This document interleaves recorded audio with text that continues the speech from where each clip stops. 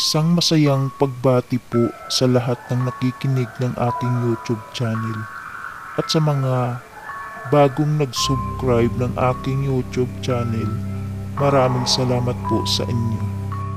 Sa lugar ng Rizal, si Mario, isang binatang mistiso, lagi siyang nakasuot ng puting barong Tagalog at kahit na sa unang tingin ay magalang at kagalang-galang, ngunit may kakaiba sa kanyang presensya.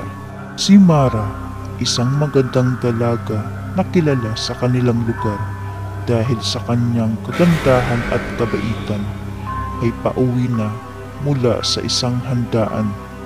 Habang tinatahak niya ang madilim na kalsada, biglang nagbago ang ihip ng hangin. Ito'y lumamig at bumalot sa hamog ang paligid. Ramdam ni Mara ang isang kakaibang kilabot sa kanyang likuran at nang siya'y lumingon, nakita niya ang isang binatang nakasuot ng puting barong, matangkad, maputi at may kakaibang ngiti. Ito'y lumapit at nagpakilala bilang si Mario. Bagamat nagulat si Mara, pinilit niyang maging kalmado. Sino ka? At bakit ka sumusunod sa akin? Tanong niya, itinatago ang kaba sa kanyang buses. Ngumiti lamang si Mario at sumagot. Ako? Isa akong tagahanga mo, Mara. At nais kong umakyat ng ligaw sa iyo. Teka, hindi nga kita kilala. Ngunit si Mario ay nanatiling nakangiti at nagsisimulang magsalita ng matatamis na salita. Kaya nga ako lumapit sa iyo, Mara, upang ipakilala ko ang aking sarili. Patuloy niyang sabi, ang kanyang busis ay tila isang himig na nagsasanib sa malamig na hangin ng gabi. At si Mara, kahit anong pilit na paglaban, ay tila nahulog sa kanyang mga mata. Habang lumalalim ang gabi, ang mga magulang ni Mara ay nagsimulang mag-alala at naghanap sa kanya. Nakita nila siya sa gitna ng kalsada, tila kausap ang hangin. Mara, sino ang kausap mo? Tanong ng kanyang ama, may takot sa kanyang tinig. Ha? Papa, anong ginagawa niyo rito? Si Mario, nasaan siya? Anak, walang tao rito. Halina't umuwi na tayo. Sagot ng kanyang ina, nanginginig sa takot. Mula noon, gabi-gabi nang naririnig ni Mara ang tinig ni Mario tuwing kabilugan ng buwan. Mara, sumama ka sa akin. Ang boses na tila umaalingaw-ngaw sa kanyang isip.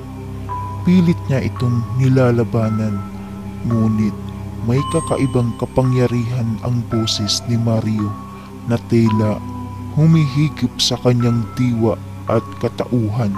Isang gabi, muling nagpakita si Mario. Lumitaw siyang bigla sa harapan ni Mara. Ang kanyang ngiti ay mas lalong mapanlindang. Mara, sumama ka na sa akin ngayon. Ako ang iyong kapalaran. Sa isang saglit ng pag-aalinlangan, si Mara ay tila natukso at hinawakan ang kamay ni Mario. Ngunit sa paghawak niya rito, naramdaman niya ang isang matinding lamig na dumadaloy mula sa kanyang kamay patungo sa kanyang puso. Biglang nagdilim ang paligid at bumabalot ang makapal na hamog. Kung sasama ka sa akin, Mara, makakasama mo ako magpakailanman. Nanginginig na binawi ni Mara ang kanyang kamay at tumakbo palayo. Ngunit sa bawat pagtakbo niya, ang tinig ni Mario ay tila sumusunod at umaalingaw-ngaw. Umuwi si Mara sa kanilang bahay at sa pag-uwi niya ay nakaabang ang kanyang mga magulang. Anak, Mara, hindi sa nangingialam kami ng iyong ama. Ngunit, ipapaliwanag lang namin ang aming nakikita sa iyo. Simula nang makilala mo si Mario, ay malaki na rin ang iyong pagbabago. Anak, huwag mong masamain ang sasabihin namin sa iyo. Si Mario, na sinasabi mong manliligaw, ay hindi siya totoo. Isa lamang siyang kathang isip mo dahil wala naman kaming nakikita na kausap mo. Kaya naman, Mara, anak, iwasan mo na yung Mario na yan, ha? Mama, patawarin niyo po ako. Dahil nagmahal pala ako sa isang taong katang isip ko lamang.